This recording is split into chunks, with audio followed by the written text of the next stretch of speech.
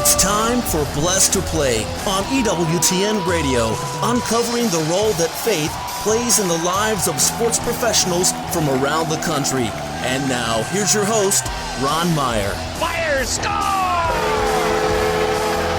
My guest today is a priest for the Diocese of Joliet in Illinois, Father Burke Masters, a.k.a. the baseball priest, is the author of a book. It's called A Grand Slam for God. And if you listen to the open of Blessed to Play, we have the call by the announcer when he hit that grand slam as a Mississippi State Bulldog that led that team into the College World Series. But we'll get into that. First, I want to welcome my friend, Father Burke Masters, to Blessed to Play. Father, welcome to the show. It's good to be with you here today. Now, let's relive that grand slam because it is part of the opening of the show, as I mentioned, and you're playing for Mississippi State, obviously a top-notch program in NC2A baseball. And first of all, I don't think you were a home run hitter. So going into that at-bat, explain the mindset and explain when you made contact, what you were feeling at that time. Yes, so we were down 8-7, top of the ninth inning. We were playing at home, but because it was a tournament, you kind of alternate home and away games. So we were the visitors, and I was already 5 for 5 in this game. And I was 13 for 15 in the tournament at one point. It was unbelievable. I didn't do that in Little League. And so I came up with the bases loaded, top of the ninth inning, 1 out, again, down by a run. And my thought was, I worked the count to 3-1. I thought, if I take a pitch and they walk me, the game's tied. Because the little negative thought, even though almost all of my thought was positive because I was in the zone, I thought if I hit into a double play, the game's over, And so I had this internal conversation. I stepped out of the box and said, no, and the coach gave me the kind of one pitch, one spot sign. If a fastball comes down the middle, swing, And sure enough, Ricky Kimball, who was one of the top pitchers in the country, threw a fastball right down the middle, and I swung. And it was one of those, as you said, I wasn't a home run hitter. I think I hit 5 that year. And one of the home runs broke the SEC hit record in a career. One broke the Mississippi State hit record in a career. And then this grand slam. And as soon as I hit it, I knew it was gone. And most home runs that I hit barely made it over the fence. Yeah. But this one I knew it sailed far over the left field lounge, which is famous there at Mississippi State. And I dropped the bat. I remember looking at the first base dugout where my teammates were, and they just all went crazy, as did the whole stands. There were about 15,000 people at the game. Floated around the bases. I remember shaking Coach Polk's hand around third base. And as I looked up, my teammates were just waiting at home plate, jumping up and down, and something I'll never forget. And so I'm actually going back to Starkville, Mississippi soon to watch a series of baseball games and do a book signing. And people always say, I remember where I was when you hit that grand slam. It's kind of a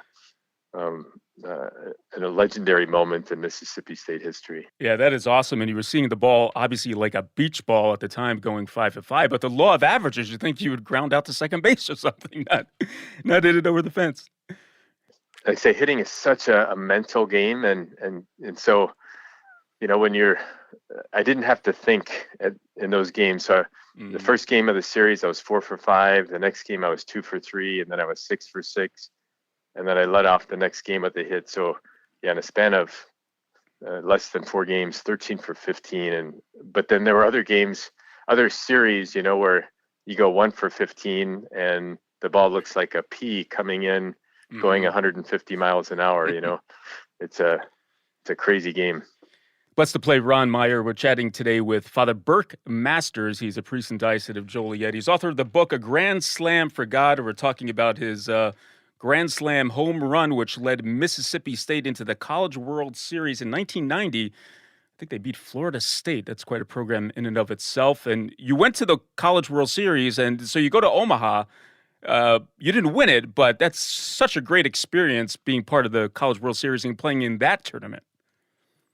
It was, as a little boy, I'd grow up watching the College World Series and just dreaming about playing in that one day. And when you finally realize that you're there, and that I was most valuable player of that tournament to get there. It was just such a fulfilling experience. Mm-hmm. And, we were happy to be there, but we knew that our dream was to win it all. Mm-hmm. And unfortunately, that didn't happen. We lost to Georgia the first game. They eventually won that World Series. We beat Georgia Southern the next game. We scored 11 runs in the first inning to break a College World Series record, I think, for most runs in an inning. And then we lost our last game to Stanford, which ironically was one of the 3 final schools that I visited to. I visited Northwestern, Mississippi State, and was going to go to Stanford. Mm-hmm. But when I visited Mississippi State, Will Clark, Rafael Palmeiro, Yeah. Bobby Thigpen, Jeff Brantley were all on that 85 team. And it was packed stands. I said, where do I sign? And just had a great 4 years of playing it in Starkville.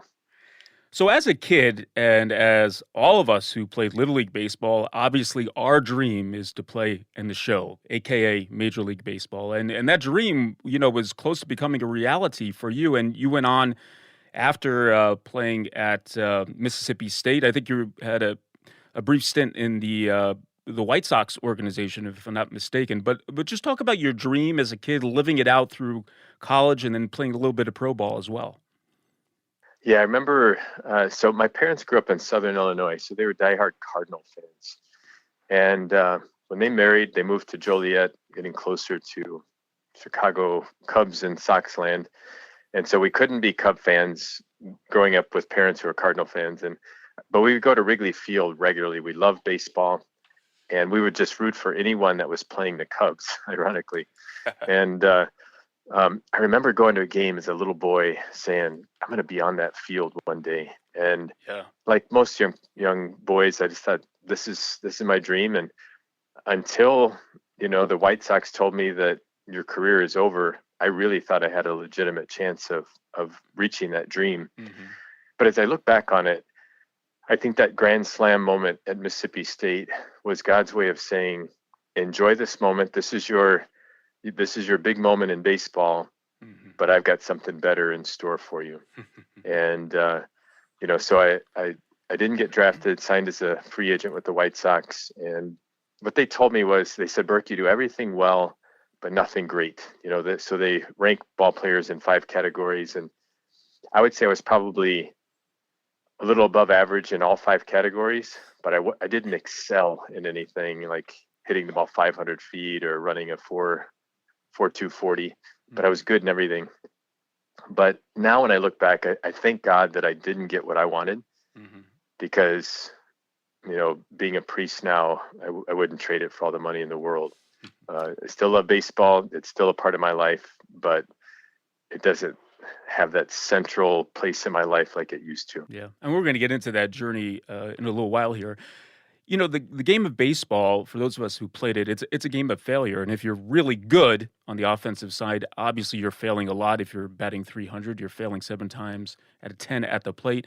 Do you think that sense of dealing with failure, keeping even keeled, did that prepare you for life and also your journey to even transition into even considering the priesthood?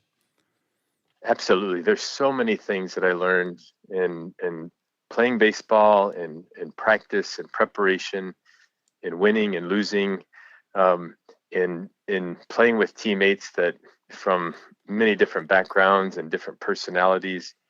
So that's helped me in life to strive for excellence. I want to be the best in everything, not in a competitive kind of way. I just want to be the best I can be. Mm-hmm. And so the discipline that I learned in practicing and playing baseball has carried over into my spiritual life, where Mm-hmm. I invest time in my prayer and reading scripture, and so those kind of things have really carried over.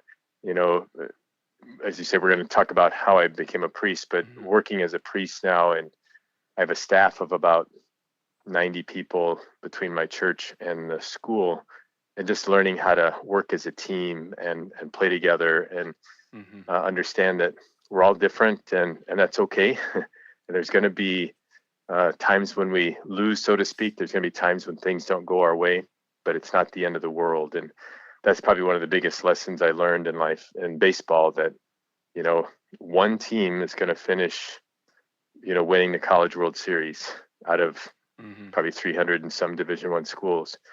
And so we all can't carry off the trophy, but it doesn't mean it's the end of the world, and life goes on. The sun comes up the next day. Indeed. Yeah, that sense of being magnanimous, I mean, that's not in conflict with pride. I mean, I think that's what God calls us all to do, right? To give our best in that sense of pursuit of excellence, no matter what we do, and to the best of our ability. And like you mentioned, we're not always going to win the championship, but life goes on. There's something we have to take away from that's going to better us as a human being on this earth that we're living in. Now, what's interesting also as we start to get into your journey is that you went to a Catholic high school, but you weren't Catholic. So when you went to Providence Catholic High School, how important was that just to be in the Catholic environment? Did that formation rub off on you, and even considering when you converted later on? Oh, it did. I went to a Catholic high school because they had the best baseball program in town, and honestly, they had better academics than the public schools as well. It was just a good fit.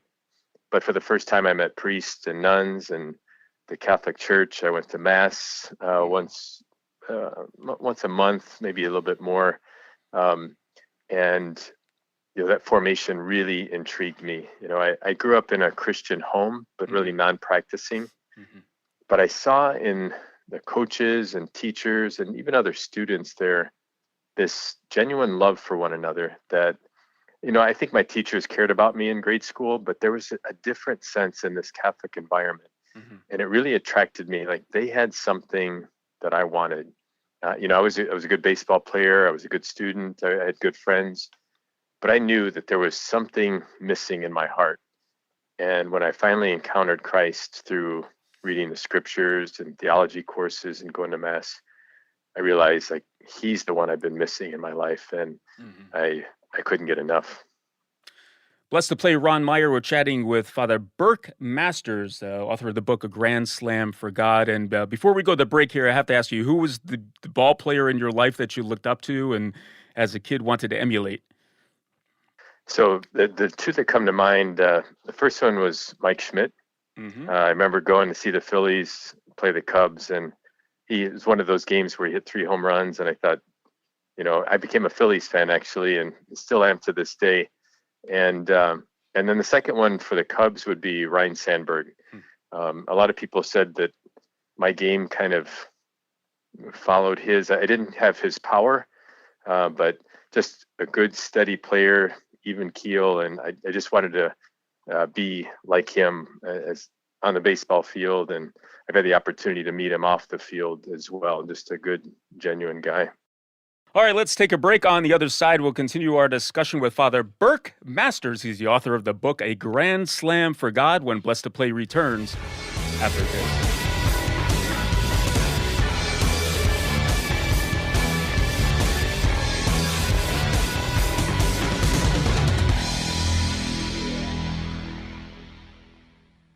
O Lord, you see how everywhere the winds have burst forth, and the sea is convulsed with the great violence of the rising waves.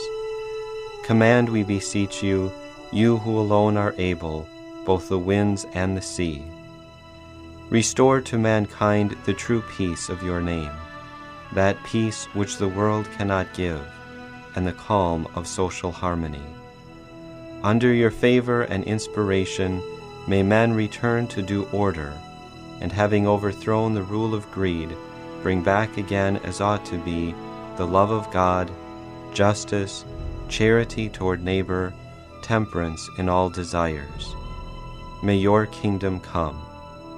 May all recognize that they are subject to you and must serve you who are truth and salvation, that without you they labor in vain. In your law is reason and fatherly kindness. You are ever at hand with your strength and your copious power to help man to keep it. Life upon earth is a warfare, but you watch the contest and aid man to conquer. The weak you sustain, the victor you crown. Amen.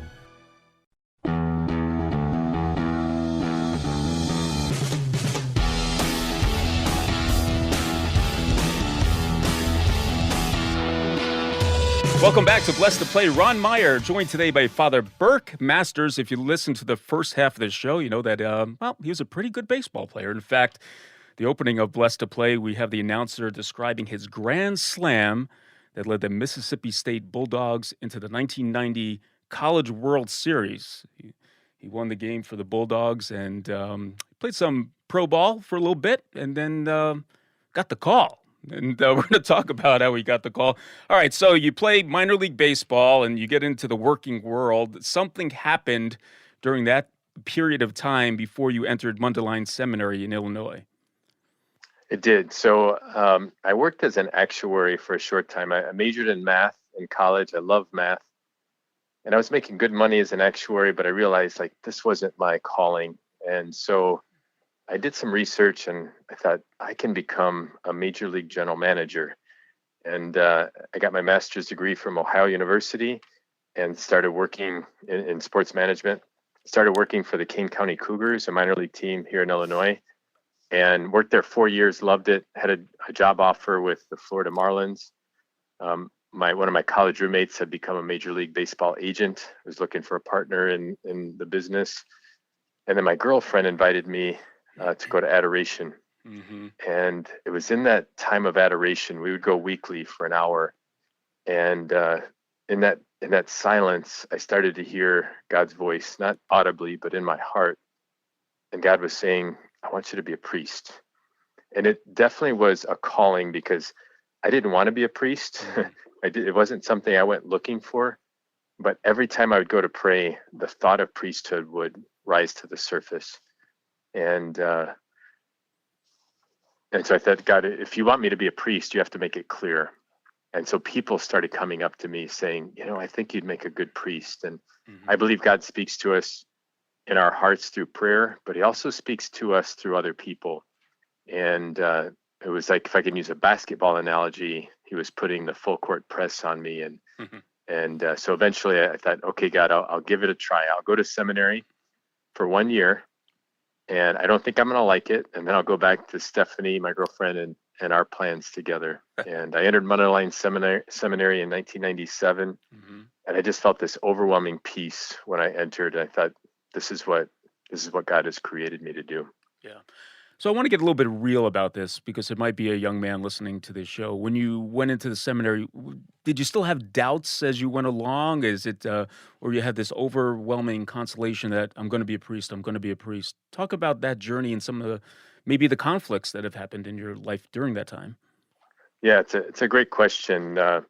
Even though I felt overwhelming peace when I entered, my mother was diagnosed with cancer at the end of my first year. So seminary for me was a 5-year process.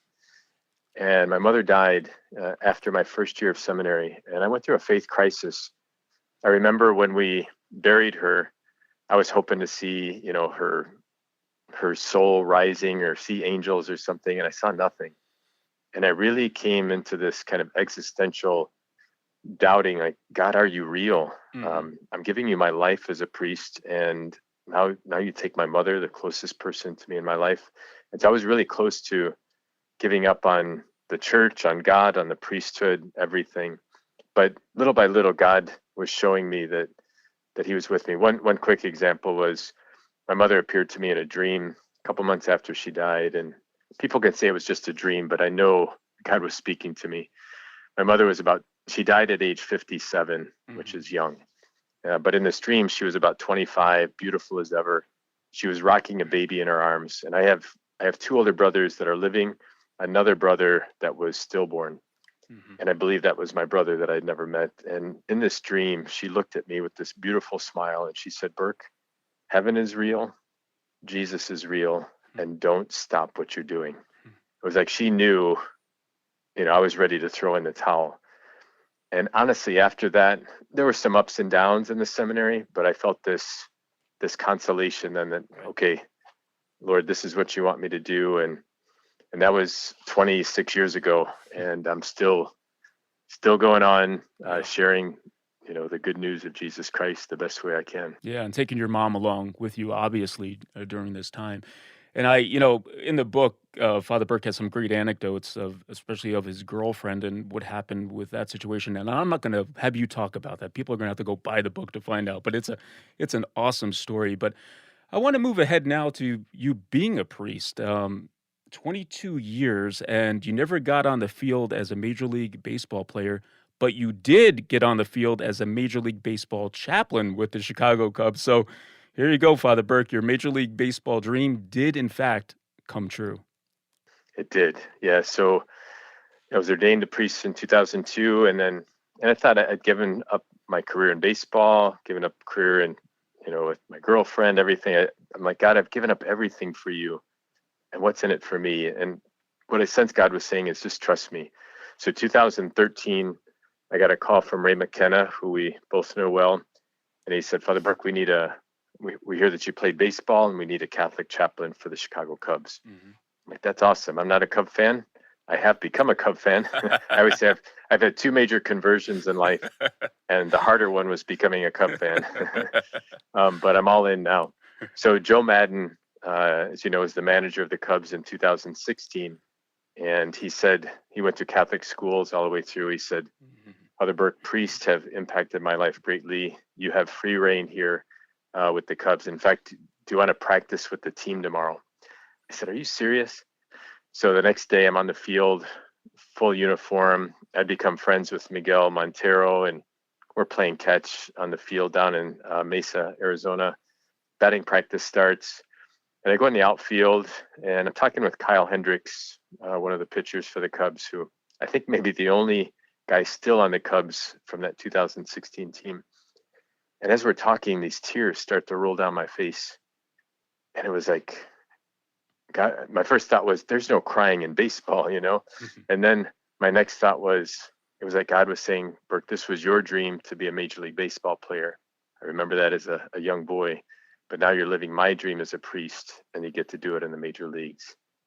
And it's as if God has shown me that when we're generous with the gifts and talents God has given us, and when we follow his call, his will for our lives, he doesn't take away what we love, but he takes it, blesses it, multiplies it, and gives it back to us in ways that we never imagined. And when I wrote my book, I thought, it almost seemed like somebody else's life because it's such an amazing story, but it's what God has done in my life. And I always say everybody out there has a story to tell. And when we give our lives over to God, it's an amazing journey. Yeah, indeed. Blessed to play Ron Meyer, chatting today with Father Burke Masters, a.k.a. the baseball priest. He's the author of the book, A Grand Slam for God. Now, Father Burke, you look at the world through a different set of lenses that I can't, and most people can't who aren't a priest. What, when you look through that lens, what can you share with us that inspires you about humanity and maybe some of the struggles as well? Yeah, a couple important lessons I've learned in the way I view the world. One is I've come to understand that not only am I a beloved child of God, and that's groundbreaking, but that everybody else is as well. I used to think there were just like really bad people out there, but I think there's wounded people, that every person is a child of God, but we act out of our woundedness. And so I always try to see the best in other people, to try to see that, that people are like a treasure chest. Sometimes they have a very hardened shell, but inside there's a treasure there. And as a priest, that's what I'm always looking for, is to say, how can I bring the love of God into their lives? And I see people where that outward shell starts to melt, and the beauty and the goodness of people start to shine through when they experience the love of God. Now, there may be some young, both boys and girls listening to this show who want to be or are competitive athletes, and maybe there's a mixed message out there in their environment or the world that they live in, that being competitive and have a life of faith are not compatible. What say you when you hear something like that? Yeah, there is a kind of a prevailing thought out there, right? That faith and sports or competitiveness and faith are incompatible. But the truth is, and I remember this kind of sums it up. I remember going to my spiritual director one day, and I said, "Is it okay to have ambition in the spiritual life?" And he said, "As long as all of your ambition is directed toward God," he said, "the greatest saints had ambition, but it was to give honor and glory to God." Mm-hmm. And so he says, use that competitive nature that you have, use that drive that you have to do all for the glory of God, as St. Ignatius would say. And so that's always a great reminder for me that whenever I start to turn, that glory inward and try to have people honor and glorify me, that's when I get into trouble. But when everything I have, the drive to do something great is directed toward the glory of God, that's when amazing things can really happen. And it really keeps me humble, because I know it's not about me. It's about glorifying God in all that I say and do. Well, some good words there. And Father Burke Masters has been our guest. And like I mentioned, he's the author of the book, A Grand Slam for God. And I'm telling you, folks, get the book. There's a number of anecdotes in there that we haven't talked about that will inspire you and just be a good story. And you could get the book on Amazon. You could also go to wordonfire.org, and it's also at fine bookstores everywhere. Well, Father Burke, thanks so much for the time today about sharing your journey, and it's been fun talking a little bit of baseball here on Blessed to Play. I thank you for joining us. Yeah, it's been a pleasure for me too. God bless you, Ron, and to all your listeners. Hey, Blessed to Play fans, check us out on the web at blessedtoplay.com. That's blessed, the number 2 play.com. You could like us on Facebook, hit us up on the platform X at Blessed to Play for Father Burke Masters. I'm Ron Meyer. We'll catch you next time right here on Blessed to Play. You've been listening to Blessed to Play with host Ron Meyer on the EWTN Global Catholic Network. If you have a question or comment about today's show, feel free to email us at info@blessedtoplay.com. That's blessed, the number 2, play.com. You can also connect with the show on the web at www.blessedtoplay.com. Again, that's blessed, the number 2, play.com. Join us again next time for Blessed to Play on the EWTN Global Catholic Network.